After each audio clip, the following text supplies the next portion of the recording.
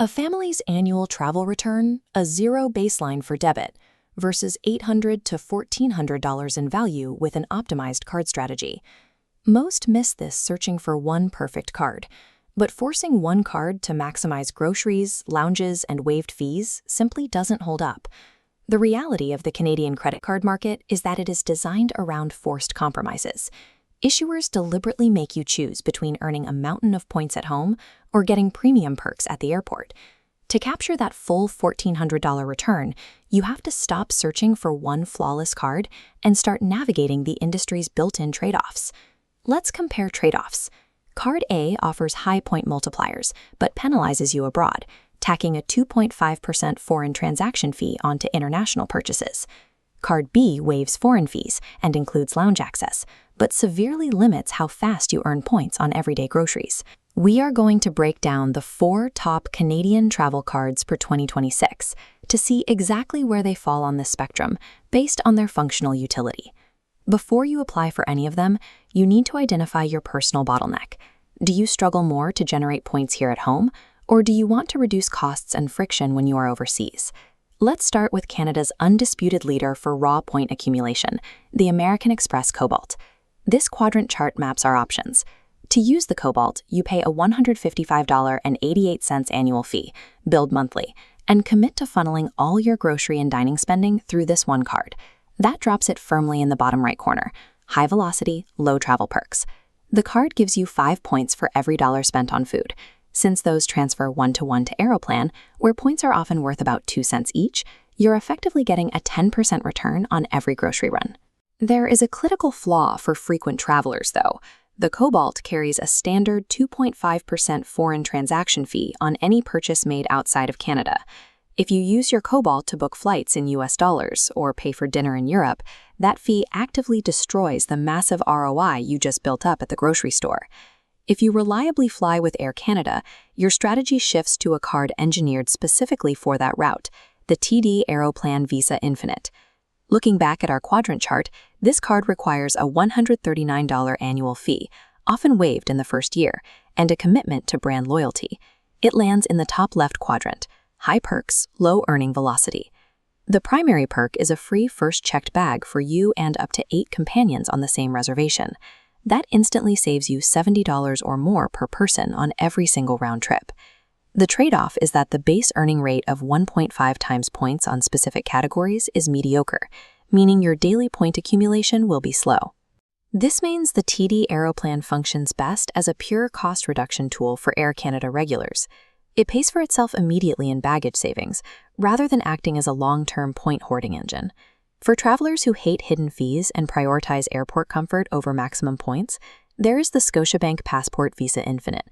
You will pay a flat $150 annual fee for this one. On our chart, it sits in the extreme top left, the highest perks, but the lowest earning velocity. The core financial benefits here are all about removing international friction. You get 0 foreign transaction fees to save 2.5% on all overseas spend, plus 6 complimentary airport lounge passes valued at over $200. The downside is that this card earns Scene Plus points rather than Aeroplan. That strictly limits your ability to find those high-value redemptions for business or first-class flights that you often see with airline-specific programs.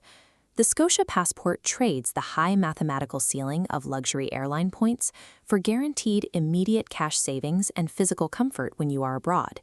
If you prioritize booking flexibility and detest airline blackout dates, the RBC Avion Visa Infinite is your option. With a $120 annual fee, the RBC Avion lands near the center of our chart, offering moderate perks and moderate to low velocity.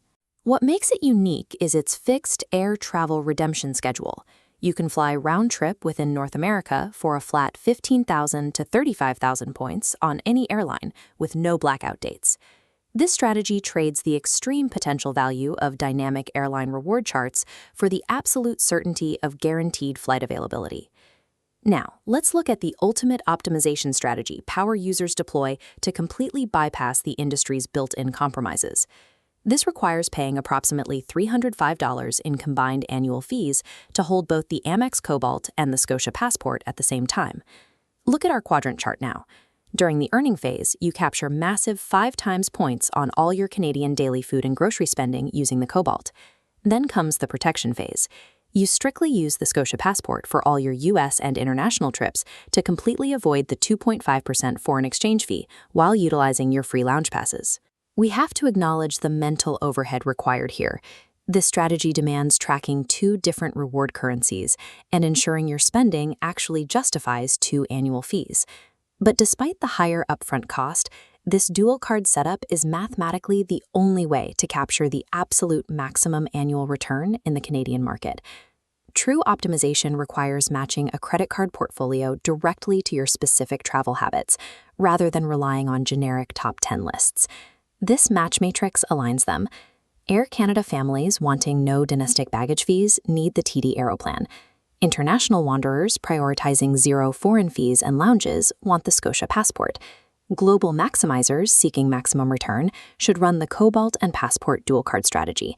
There is one final step before you apply. You must calculate your personalized net yield by taking your estimated point value and explicitly subtracting the total annual fees. A $300 investment in annual fees is only wise if it is mathematically guaranteed to generate that $800 to $1,400 average return based on your actual monthly budget.